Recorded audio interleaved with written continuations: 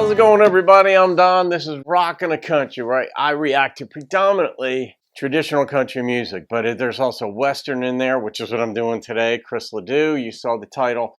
And but I also do bluegrass. I'll be doing another bluegrass song pretty soon. But anyway, I have a gift request by Roger Smith. Roger, thank you for the gift and for this request. I love doing Chris LeDoux. I haven't done one in a little bit, but I've done a lot of Chris's songs. Hooked on an 8-second ride. And that's like a double entendre, because to be on an 8-second ride, you'd have to be hooked on that thing. But I guess it's also addictive, that line of work where you just want to get that. I know different bulls have different reputations. Some are just meaner and angrier and more flexible, I guess, to throw you. Or throw the rider anyway. But let's see this one. I don't know this song. Here we go.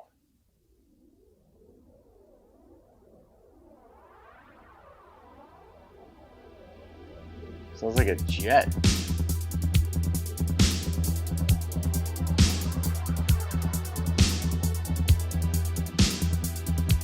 Very different beginning for Chris.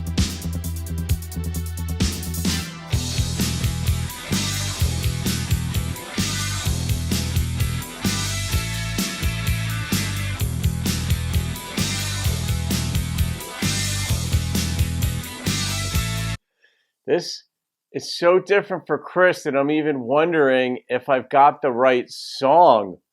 But let's see where this thing goes. Rolling down a long highway out through New Mexico, drifting down to Santa Fe to ride a bull in the rodeo. He's hooked on a feeling, addicted to a natural high. Don't know why it's appealing, all he knows is he's got to ride. He's addicted to danger, ruled by passion and pride. To pain and fear he's no stranger, but his lust needs to be satisfied. Hooked on an 8-second ride. This sure sounds like it was written for a movie. It's so different for Chris. And I know when labels get a hold of artists and their material and their fan base, and they kind of conceptualize how they want to present the artist to make more money for the label and for the artist and make them more popular and stuff, they sort of popularize them. They infuse certain elements. And I'm not sure where this is so radically different from anything I've done of Chris's that it makes me think that this was either a stage in his career where the labels wanted to make something broader, or if it was for a movie, or what the deal was. But this is so different.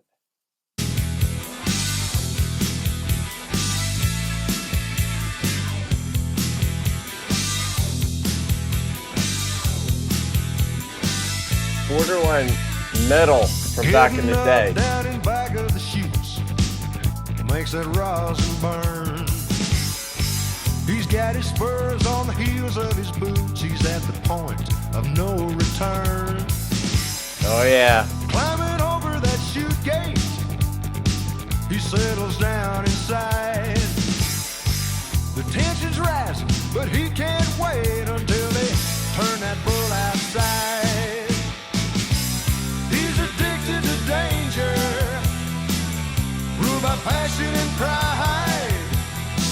To pain and fear he's no stranger, but his lust needs to be satisfied. Hooked on an 8-second ride.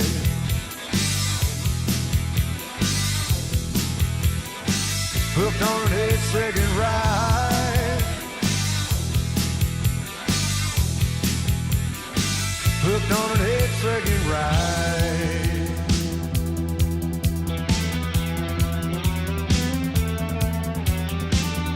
Yeah, they brought him into rock.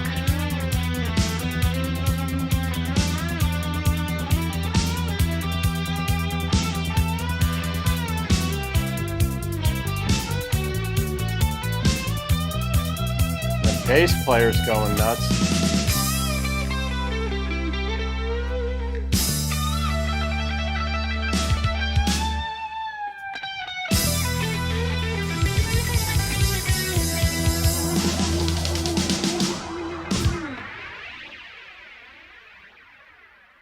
That was just interesting. I mean, it was, of course, an education about what bull riders go through. If you just take the lyrics at face value, of course, it's pretty easy. It was just very sequential and what the artist deals with.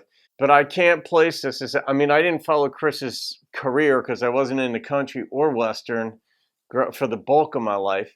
And since doing Chris's songs, reacting to them over the past 4 or 5 years, he's Western. This isn't what, this was rock. And like I said, I mean, I can't figure out if this was for a movie or if Chris's career actually he tried going in that direction, in a rock direction, because he's multi-talented. I mean, he was not only, I think Chris was a bronc writer, but he was a sculptor. Like everything he did well. So folks with that kind of intellect can get bored with what they're doing more easily than many folks can. So maybe he decided to morph from Western into rock. But yeah, I don't know enough. Roger, you can let me know that part. And I know some of you folks will know this. I mean, this is true. This is how bronc riding works, and then you get in the chute. The lyrics were not creative. It was just a straight out description of what goes on. So I'm going to rate this song based on my experience there, because it was very different. And I don't mind different, but this was really different. So the number for this one was an 8.0 because I like the educational content of it. But I'm still curious to hear what the inspiration for this style was. And Roger, I'm quite sure you know, and I'm quite sure a number of other folks know too. So this is part of the education too that I get in learning about artists myself and where their careers went and what kind of songs they do. Like I was a big Led Zeppelin fan growing up, but there were some songs that they had, like when they came out with their album, I think it was In Through the Outdoor. But nonetheless, there were some songs on there that my buddies and I, none of us could figure out, like, why did they come out with that song Hot Dog? And you're like, goodness gracious, like every band had, people wonder about Pink Floyd, like certain songs on, you know, some people think some songs don't belong on particular albums because they don't fit or whatever. This doesn't fit with what I know of Chris.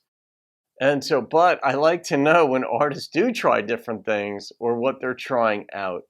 And, but anyhow, that's Hooked on an 8-second Ride. I was right in the beginning when I said this could be about the addiction that you get, about that rush of getting on a bull. And he brought that up, and that's when I pointed at the camera. So, Roger, thank you again, my friend. Folks, I hope you enjoyed that. Leave your comments. I'll see you on another video. Keep rocking the country.